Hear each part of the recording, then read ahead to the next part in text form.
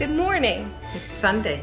Yes, it's game day, and we are starting off the week of breaking down the Thanksgiving meal with the main event, the turkey.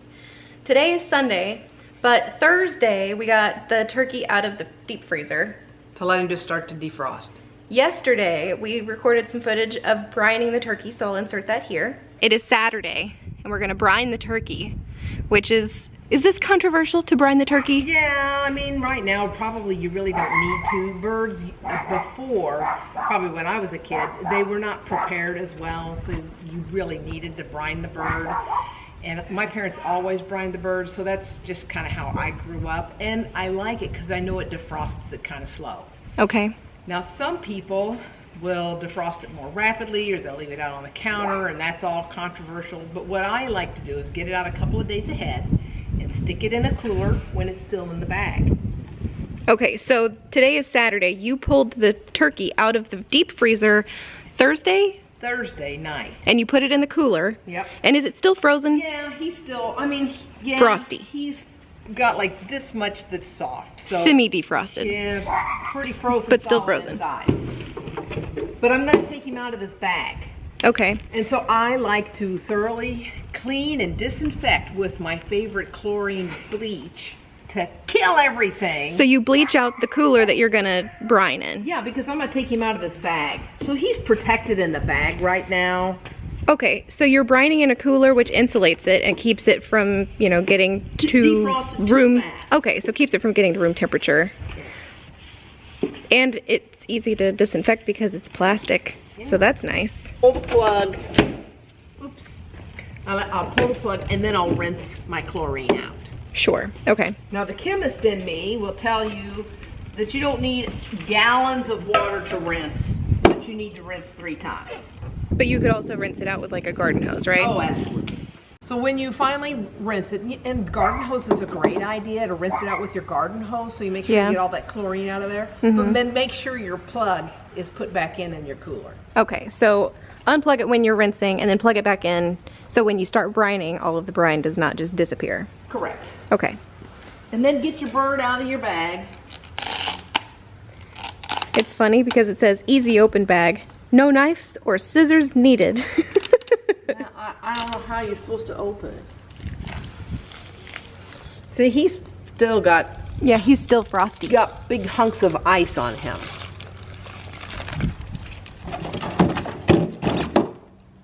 And I want to get... There's a little bag right inside of there. Okay. That you got to get out. Oh, and he's not... Okay. It's still frozen. It's frosty and frozen. So that's there. And then when you can get in here, that's where the neck is. Save the neck for me. Clark. Extra points if you remember who that's for. And I can't get the neck out because it's too frozen. Yep. Okay. So can you leave it there while you're brining? Yep. Okay. So you got your bird in your cooler. And then we got rock salt. And water. And lots of it. Do you want to cover the whole turkey? I like to cover the whole bird. Okay. So we'll put water in this till the water gets up to here. When I was a kid, my parents used a big cook pot. My mom would fill the cook pot with ice and she would just keep rotating the water, and the water was always kind of nasty looking because they didn't clean the birds as well as they do now. Yeah. So, and that's a turkey processing thing that has much improved over the last 30, 40, 50 years. But I just think it's easier in a cooler because then I don't have to continue to put ice on it. Yeah. Makes sense. And now I'm going to clean up my mess and finish filling it with water.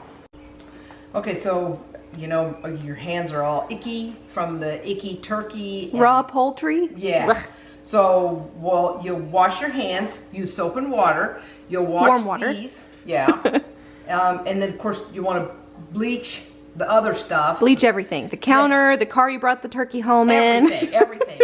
Wash your clothes, wash your house, wash your car. Brush your teeth. Brush your teeth. Wash, who was it? Emerald. In Home Alone, wash between all the major crevices. Oh, okay. But wash everything and use soap. And warm water. Or bleach, but yeah, warm water. And get the ick off your hands and off your handles and off of... Before you touch a whole bunch of other stuff. Yeah, because you've already touched everything. So it's best if you have somebody else that can keep their hands clean to help you open a door to get in and out of your house, because then your doorknob doesn't have that ick on it. Yeah. Now you could do this, the brining, in your house, couldn't you? Yeah, my parents did it in a big cook pot. You could bring the cooler inside and fill from this. When I was in college if you and wanted lived to. in a dorm, we would clean the sink. And, you know, of course, I went to chemistry, or took chemistry in college, so I would clean everything and bleach everything, and we would clean it in the, or, brine it in the sink, and then clean everything again. Yeah. My college roommates were just amazed at some of the stuff that I was like, oh yeah, we can do that. I bet you were a really fun roommate. I mean, you are now, but I bet you were really fun then too. So we got him out of the deep freeze and put him in a cooler and let him slowly defrost over a couple of days. Yeah, so he was still frosty when we got him out of the cooler to defrost yesterday to start brining him. Is he fully defrosted now? Yes. Okay, so this morning, Sunday morning, she got him out of the cooler and started draining him. While he was draining, she bleached out the cooler that she had brined him in. Bleached it out again. Yeah, bleached, because she bleached it out before she put the turkey in, then she rinsed it, then she put the turkey in and brined it, and then she took the turkey out, and then bleached it again to get the raw turkey.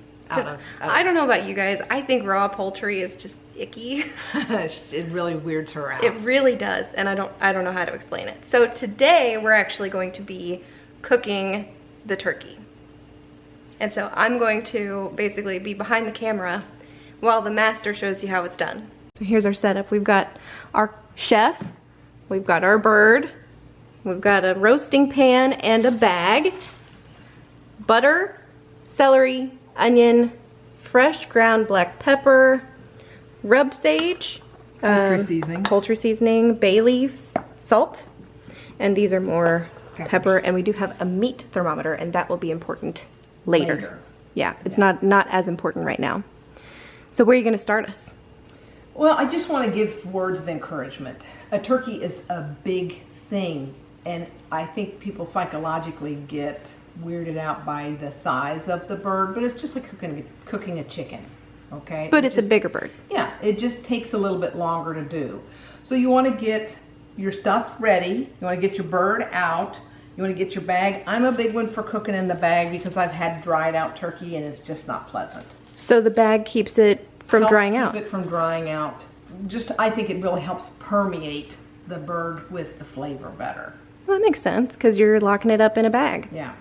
And so that's where the meat thermometer comes in, is because you don't want to cook it till it's done, because as big as the chicken is, the fowl will continue to cook inside after you bring it out of the oven. So you want to get it to 165 degrees in the middle of the thickest part of the breast without touching the bone. Okay. And that's when you take it out. And then you let it rest and cool.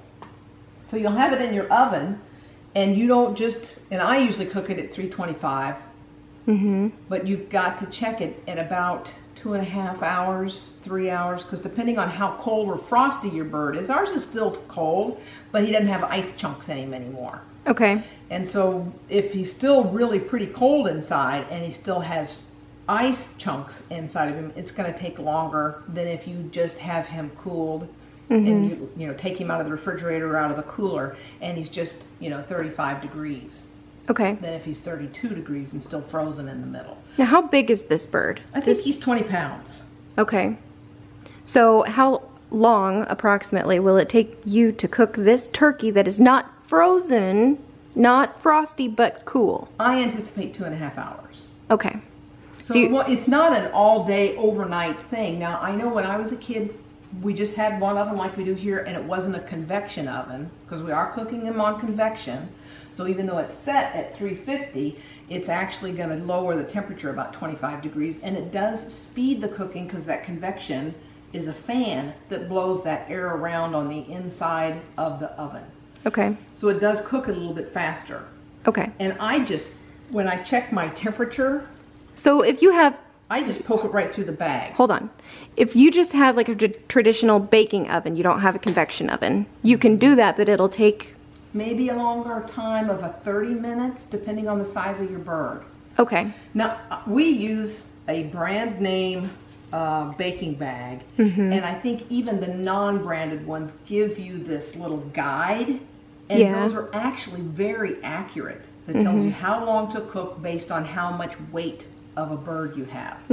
So based on the weight of your bird and that it's defrosted, it's going to bake just the way they said. Okay.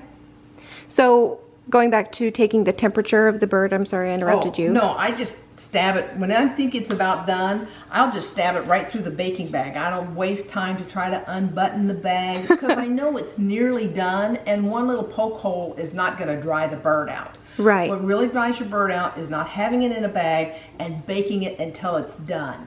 Yeah. Till that internal temperature finally reaches, 200 degrees. You want to wait. You don't want it to be in the oven when it reaches that temperature. No. You want to pull it out before it reaches that temperature because it will continue to cook. Okay. And that makes then sense. You've got a dry bird. It's like a cookie because cookies will continue to bake after you take them out of the oven. Yeah. You don't want to bake them until they're completely done. Okay. So what I like to do is I put a little flour, and that kind of helps keep my baking bag from sticking to it. So I'll put maybe a tablespoon of flour, and it doesn't matter if I'm baking a roast or I'm baking a ham or I'm baking a bird, whatever I'm baking. If I'm using a baking bag, I don't really like it to stick to the meat. So I'll put a little bit of flour in there and then shake the bag just to kind of dust it. Okay, so you dust the bag with flour instead of using something like cooking spray. Right. And I don't know why, that's just the way I was raised. That's just what I always did. Okay, well, and it probably makes a little bit of a gravy too. So then I like to, put my seasonings inside of the bird, and I like to stuff my onion and my celery and my bay leaf inside of the bird with the seasoning. And then I like to stick my hand between the skin. Between the skin and the bird, and I'll wedge butter in here. See, that's disturbing to me. Yeah, you wouldn't want to do this, would you? No. And you don't have to really do this because now these birds are brine. When we lived in Missouri, we lived very close to a turkey plant that sold multiple brands, and they're almost all prepared in the same way, and they baste these birds for you. They're pre-basted, pre-injected, and so you really probably don't have to do that, but just because that's how I was raised, that's how I still do it. Well, and it's also really, really good when you do it, so I'm not going to complain about that. Wash your hands. I'm going to wash with soap and warm water. So inside of your bird, and I tried to show you this the other day, right here where the neck comes out, they usually wedge a white plastic or a white paper bag, and it's got stuff like the heart, the liver, and the gizzards. And some people throw that stuff away, but if you do have a pet, it's a nice dog treat. Okay? Inside of the cavity of the bird, that's where they wedge the neck. And so sometimes it's hard to get that neck out because it's frozen in a block inside of that bird. And that's part of what you've got to wait till it defrosts, is to be able to get that neck out. And the same thing with the neck. I mean, if you want to, boil those things on the stove. Put them in a crock pot? Put them in a crock pot. If you want to cook them with the bird, you can. If you're afraid of giving the little bones to your pet because you've got a little pet, then don't do that. Just throw it away. But if you think, gosh, I want to get that stuff, that's really wasteful to throw it away. Right. Or if you like eating that, save the neck for me, Clark. That's right. When I was a kid, turkeys, I think proportionally were a little bit more expensive, and my parents were pretty frugal. And so my mom would cook these parts, and then she would dice them up very, very small, but they are quite flavorful. But nobody wants to get a wad of liver or a wad of gizzard, and nobody wants a piece of bone. But she would take that apart very carefully, and then she would set that aside, and that's what went in her dressing. She would also use, because we hardly ever presented the bird as a bird at the table. Well, I think it's really hard to dish that up. Yeah. Who wants to sit at a table full of Thanksgiving delights and carve a turkey while everyone else gets to eat? Carve the turkey before it goes to... Well, carve the turkey before you take it to the table. Everybody can grab it like the monsters that they are. Well, and my parents would separate it, so you'd have dark meat, you'd have light meat, and so they would carve that up. And then little pieces of meat, whether it was light meat or dark meat, she would also put that in her dressing. Mm-hmm. That makes sense. So our dressing had turkey in it. Now I'm looking, our bird doesn't have one of those buttons on it. Mm-hmm. Some birds come with this temperature button, and when the internal temperature reaches a certain degree, it looks like a bullseye. Boop, it just pops up right there, and that's when your bird is done. But I prefer to use the, meat thermometer and stick it in there, because what if your button doesn't work, or doesn't work right, or it sticks? Mm-hmm. You've overdone your bird. So they have those infrared thermometers that take the surface temperature. I haven't used that. I like taking the internal temperature from the thickest part of the breast, but you don't want to touch the bone. So you can jam it all the way in there and then back out a little bit if you're not sure where the center of the breast is, but you just don't want that meat thermometer against the bone, because it may give you a falsely high temperature of the internal part of the bird, and you want it to be at 165 degrees. Okay. Are we ready to get started? I'm ready to get started. Gotta wash my hands again because I want to touch the flour. Okay. So I take maybe a tablespoon and put it in there. There's no, method to the madness. No. And then I just roll up a bag and I just shake it around. And it, doesn't look like maybe it's all over. I can tell you, it's all over the inside of that bag. Enough to keep it from sticking anyway. So then I'm gonna stuff all my stuff inside my bird. The bird. Okay. So I take this is just a yellow sweet onion. I don't think you can say Vidalia unless it's from a particular county in Georgia. So it's one onion that you just cut up into big chunks. Yeah. And how many celery stalks? And I usually put 3, 4, depending on the size of the celery stalk. I typically, and I know you're just cooking with it, but I typically chop off the ends of the celery stalk and throw them away. Okay. Even though it's going in the bird. Okay. All right, I'll touch my bird. So I'm going to make a seasoning mix so I don't have to keep washing my hands. So I'm going to put my sage in here, and it's probably about a tablespoon of sage. I've got more sage. I'm going to stuff a couple of bay leaves in my turkey without touching anything. Just lay them in there. Yep. You're going to touch it again, so you can fix that later. I've got some poultry seasoning, which is similar to sage, but has a few other little seasonings in it. And then I've got some fresh ground pepper, and I'm going to put some salt on it. So you've got fresh ground black pepper and just some regular ground black pepper. Okay. All right. And then I'm going to stuff one of the butters inside of the bird. Okay. With the onion, celery, and bay leaves. Okay. And then this one is pretty soft, and I'm going to wedge it and kind of rub that around inside of there. This is maybe the most disturbing thing I've ever put on my channel. Looks sort of like alien. So you put a whole stick of butter under the skin? Yeah. Okay. And this, you probably don't need to do this. This is just the way. It makes you feel better. Yeah. My mom's turkey was good, and so that's just the way I do it. Everybody has a different way of doing turkey. We were talking to a friend yesterday, and she puts garlic and lemon. In her turkey. I gathered that she slices the turkey and just stabs the garlic cloves in, which sounds heavenly to me. And her mom stuffs it with like meatballs. Or meatball, sausage, meatball mixture. And I mean, it kind of makes sense because they're Italian. Do you have a bay leaf on your thumb? But I just think it's really interesting that everybody has a different way. So that just dumps inside the middle of the turkey? Yep. I'm going to come around so we can look at the cavity. So that's what the inside of the turkey looks like. And I don't put much on the outside of the skin. I don't know, do you or your sister like the skin? Does anybody in our family eat the chicken skin? The dogs do, but I don't like it. But I don't think anybody likes it. I know it's supposed to be crispy and people are supposed to like it, but I'm not one of them. Yeah. to me, the skin serves the purpose of similar to the bag, and it keeps the flavor and seasoning inside the meat.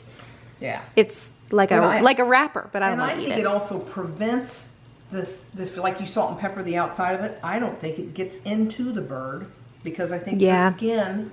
Which is why you're seasoning underneath the skin. And so as a side note, as a medical side note, I can tell you that your skin is the best barrier against infection. And so if you get a little break in your skin, that's when you get a little cellulitis, you get a skin knee. That's how you get infection into your body, is there's a break in it. Turkey is seasoned, and it's gonna go into the bag. It's a lot like trying to put a girdle on. Ooh. Okay, so we've always baked our birds with the breast meat down. Excuse me. Up. With the breast meat up and the back down. Because the back is doesn't have a lot of meat, and it's gonna sit in that soup and a fat and grease and butter. And so some people are not for that. Now we're gonna cook our neck, and we're gonna cook our giblets. Is it giblets or giblets? I don't know, the turkey parts. Yeah. Not to be confused with the bonus features. Gibbs. Okay, gotta wash my hands again. All right, time to tie it up. And they give you this handy dandy little twist tie. And it's gonna make air as it steams inside of there. So the bag is gonna blow up and look like it's gonna explode. So I try to, put my little plastic thing on here fairly tight. And it's another reason why you gotta wash your hands, because it's kind of hard to get a hold of this stuff. All right, that's it. Whoop. Okay. So the oven is preheating. She already said we're baking ours convection. So we're baking ours at 300 convection. It's 325, so the convection oven will turn it down to 300. 300, okay. But if you were gonna bake this just on like a traditional baking oven, you would go I would go 325. 325? Yeah. Okay. So we're gonna gently place him into the oven and see him in about 2.5 hours? Yep. Okay. And we'll start checking his temperature. Let's go, buddy. All right, friend. There you go. Now I like to try to kind of center it in the oven. I don't want it pressed against any wall, front or back, because I do want the air to be able to circulate around it. And especially in a non-convection oven, you want it pretty well centered because you want your whole oven to bake the whole thing. If you don't have a convection oven, one of the things I like to do is I like to turn it at halfway. Turn it 180 degrees. So what was against the back side of the oven is now at the front side of the oven. Okay, so you rotate the turkey. Okay. In a regular oven, but in a convection oven you're not supposed to have to, so I generally don't. Time to check the temperature of our turkey. Now I'm sure he's not done. Well, he doesn't look done. No, he doesn't look done. But we're gonna see where his temperature at. Basically 82 degrees. 82 degrees, so we're gonna keep going. Yeah. But at least we have a gauge. Yeah. We know where we've come to, because I think I set it for 110 minutes. Okay, so not quite 2 hours. Not quite 2 hours. Okay. So maybe let's do, I figured maybe 2.5 hours, I think. Mm-hmm. So another 40 minutes. Okay. So I'm gonna set it for 30 minutes, then we'll check it. Again? It's done. Yeah. Okay. Time to take the temperature. Take two. Take my temperature. It's what, 40 minutes later, and it's more... It's 30 minutes later. I wanted to wait 40, but... Well, the timer just went off. We're gonna stab it again and see what we get. It's more golden. He's 114. Closer, much closer. Much closer. So we were at 82 degrees. Now we're at 114 degrees, trying to get to 135. Yep. 165. 165. And so in 30 minutes, we went from 80 something to 114. So it's almost 40 degrees. Yeah. 30 degrees. So you want to go up another 30 minutes? Let's do another, let's try another 30 minutes. It might be time.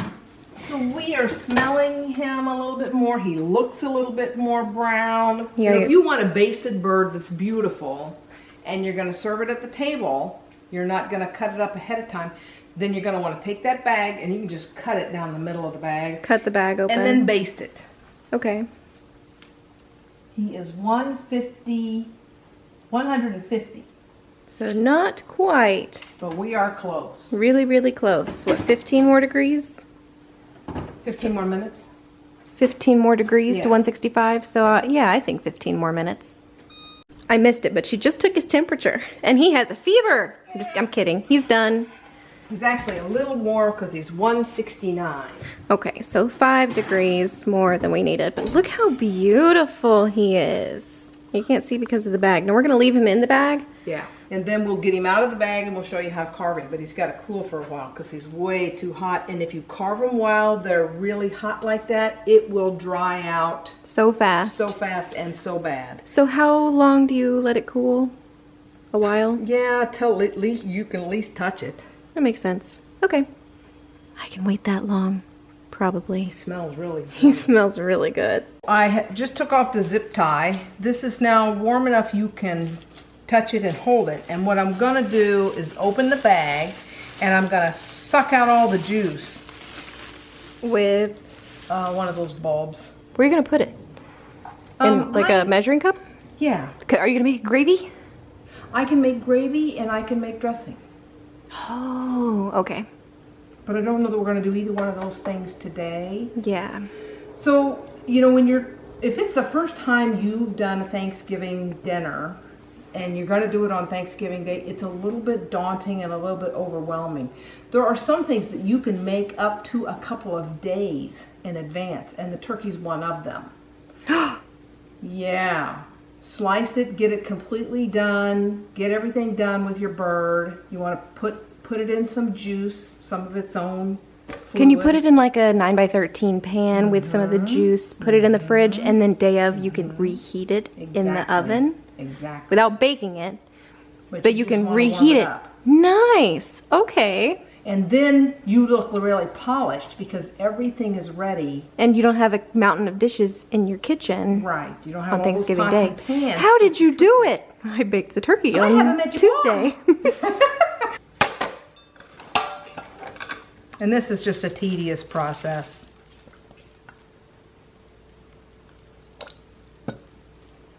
But that's it. Just pull out the turkey juice and save the turkey juice. You'll need every golden drop. Yeah, you'll use it. You could use it for turkey soup and dressing and Gravy. What are all those other You could things that he names in that movie? You can make starch gravy and you can make flour gravy with it. And so some people like different thickening. And I've had requests for both starch-based gravy and for flour gravy. And so sometimes, some years, I'll make both. And I can show you how to make both. They're really pretty simple. That'll be a different video. Yeah. It won't be in this And one. if it doesn't turn out, just feed it to the chickens. Right.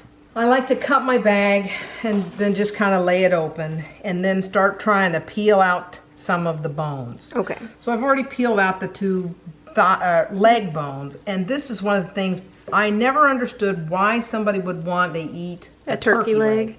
Because look at all the tendons that are in that turkey leg. Nobody wants to eat that. She gave me one of the turkey legs, and she was like, "Here, eat this." I'm like, I picked the meat off, but there's not a whole lot. And don't feed these tendons to your dog. They're not tender. Yeah. They're like, I don't know what you would call them, but they're not tender. So anyway, we have an assortment of bowls here. We've got a waste bowl. This is the onion and celery that came out of the turkey cavity. She's going to try to use that in the dressing Some later. people just waste it and throw it away, and you know, that's fine. But if you're on a budget and you want to reuse stuff, you certainly can. It's already seasoned and it's par cooked. Mm-hmm. So we've got two that are going to be our keep. So she's going to go ahead and carve up the turkey, starting from the legs. Yeah, well, you just twist the legs out, and then all those sinews are still on there. But then I'm getting this thigh meat off right now. But I've pulled off a lot of the juice. Yeah, look at the juice. And what's this little pile of meat over here? What's this? Is this for me to snack on? Yeah, you can snack on that. That's fine. Yum, yum, But yum, see yum. how and it's just so juicy. And so here's part of the leg, and if you just pull those tendons out, I've got trash over here. I'm not really throwing it on the floor. Well, she's not Julia Childs. There's a trash can. And you can tell your bird is done because it just comes apart so easily. So you've got your legs cleared away, and there's still some little pieces of meat here and there that you can pull out. I think that's called the oyster right there. But you can tell the legs are gone, and the thighs, like this is a thigh on the other side of the bird. You want to clean all this sinew and fat off, but your meat is going to come apart in your major muscle groups. So if you've got an anatomy student, they're going to really enjoy doing this. And right where it attaches to the bone, sometimes you'll have to remove that or cut that away. But you don't want to cut in so deep that you take the sinew with it. But you want to get as much of the meat off. Now, if you're going to make soup, this is really good because all of these pieces of meat will come off if you're going to make turkey soup later. Okay. We're not making turkey soup. No. Okay, so you get most of that, and you can finish cleaning your carcass. But then you're just going to break the back off of it. Okay. And there's a little bit of meat left in here and some fat. And you're going to want to just pry your spine and ribs away from your breast. Very little meat, but this would be great to put in your dressing if you want to have a little bit of dressing or a little bit of meat in your dressing. Remember how many bay leaves you put in there, because you're going to want to track them all down because nobody wants a bay leaf, and they go in your trash. And did you put 2? I put 3 little. I had 3 little ones, so that's Did you why I catch chose them? 3. Did you catch them all? Yep. Okay. Just keep kind of pulling and cutting and trimming until you get down to what's left of your carcass, which should just be your turkey breast. And look how pretty that is. Go ahead and clear off the rest of the icky stuff that you don't want on there. And that's just seasoning. And you can rub that off. It's not going to hurt anything, but nobody wants a big mouthful of that either. And then set your carcass up. If it's too hot, just use your knife. This is still pretty warm, but if you can, just use your thumb to pull all of that off of the bone. Okay? So that's turkey breast. That's and all that's the turkey breastbone breast. right there. Yep. And so this is the keel part. You just think of your old ship. You know, you got your keel on your ship. This is your keel on your breastbone. And who knows, maybe I'm wrong, but that's what I grew up calling it. This is a big old turkey breast. And so you can just tease that away with your thumb. Now, see where this natural separation is? That's your tenderloin of your turkey breast. So you want to set that aside. And so you're gonna maybe get yours off more perfectly than I did, but if you don't cry about it. It's just turkey. You're gonna eat it anyway. Then right here is your wishbone. And this is what sits on your counter for a couple of days until it's crispy, and then your kids get to break it and make a wish. But my guy's already, he's already broken. He's already broken. But that is a really sharp little bone. This is another piece of the turkey that you can boil of the carcass if you're going to make, you know, turkey soup, turkey tetrazzini, turkey hash. Obviously your bird is cooked now, so you don't have to worry about salmonella, but you're still going to wash your hands when you're done with this. And you know, that's why it's nice to have either somebody with clean hands that can help you, or you're going to want to have somebody that can turn the water off and on for you so you can wash your hands multiple times, because it does get kind of icky. Or you could have one of those, what is it, handless, like the magic motion sensor kitchen sinks. We don't have one of those. We don't have that. This is a way you can kind of tell that your turkey is cooked, because the meat will just fall away from the bone. You don't want it overcooked, but you do want to have it cooked. But you see how those joints just come apart? Mm-hmm. And I don't think there's much left on that carcass That you want to eat. that's worth having. But there's your 2 breasts. Ta-da! Ta-da! Now, depending on what you want to do and how you want to serve this, you can of course clean these up and make them look really pretty. And you could slice them for your guests in front of them live, or let them finish cooling. My mom always said that you can carve more turkey. You can carve the turkey thinner if you carve it when it's cool. So you can feed more people. Yes. If you wait till it's not so hot. And you're going to want to carve against the grain. So you can see how it's going this way, the grain is. So you're going to want to carve your turkey this way. And so we're going to let this cool a little bit because Auburn and I are probably going to have sandwiches. And we're going to carve these turkey breasts when they're a little bit cooler. You can refrigerate them overnight if you want to, or let them continue to cool to room temperature. And then when you slice them, you're going to be able to slice them thinner. But you want to see how the grain goes, and you don't want to carve with the grain. You're going to carve against the grain at a 90-degree angle as best you can. And if you use an electric knife, it's like a really sharp buzz saw, and they can cut your fingers right off. So be extremely careful if you have an electric turkey knife that you're using. Sharp electricity. We don't plug it in until our sharp things are together. There are so many safety features on this, but I'm telling you, these blades on these things, every one I've ever used, it's been really sharp. I've literally never used this. I know So we've had it. They go together like that, and then you just clip them in, and then to get it to release, you press in on a button. But you put them together, and then you clip it in place. Do they click into place? Okay. And they don't come out, but if you push the button. I see, I see. And there's like a little Hook.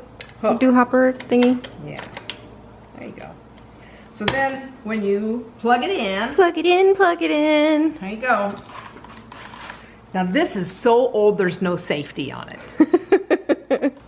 So you want to see which way your muscle goes, and you can see the little Striations? muscle fibers going that way. So you know you're going to want to slice it this way.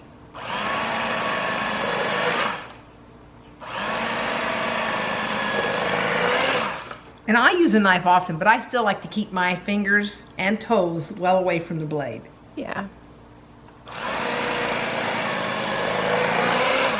It's easy for me to keep my toes away from it because I can't get my feet that high. Oh, and I want to point out, when you're cooking, you must have proper footwear.